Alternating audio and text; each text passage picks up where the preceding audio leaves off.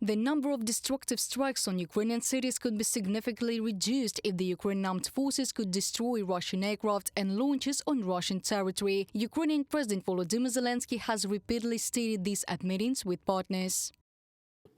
Putin has sacrificed tens of thousands of his citizens, but has achieved nothing significant. This was made possible by the bravery of our warriors and the bravery of our partners, who have lifted limitations on the use of Western weapons along our border. Did this lead to escalation? No. On the contrary, it blocked Putin's attempt to expand the war. According to Volodymyr Zelenskyy, military airfields from which Russian planes take off with missiles and Russian missile launch sites must be destroyed. This will significantly reduce Russia's ability to continue its war against Ukraine. The UK Ministry of Defense does not rule out that they will support the request of Ukrainian President Volodymyr Zelenskyy to use British missiles to strike Russian territory. We're providing weapons to Ukraine for their defence of their sovereign country, and that does not preclude them hitting targets in Russia, but that must be done by the Ukrainians, and it must be done within the parameters and the bounds of international humanitarian law.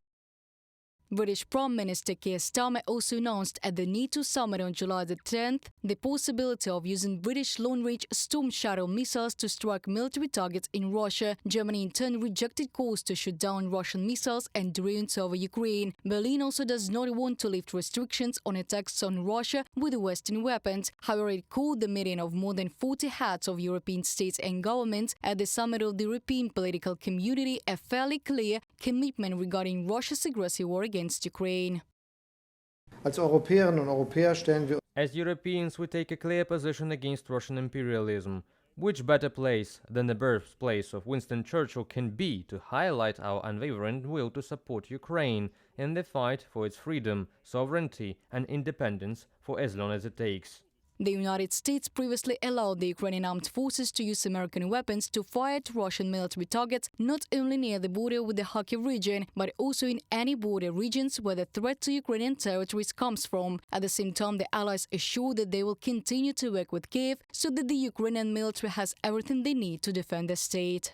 Reported by Diana Kolesnik, Natalia Husak, UATV News.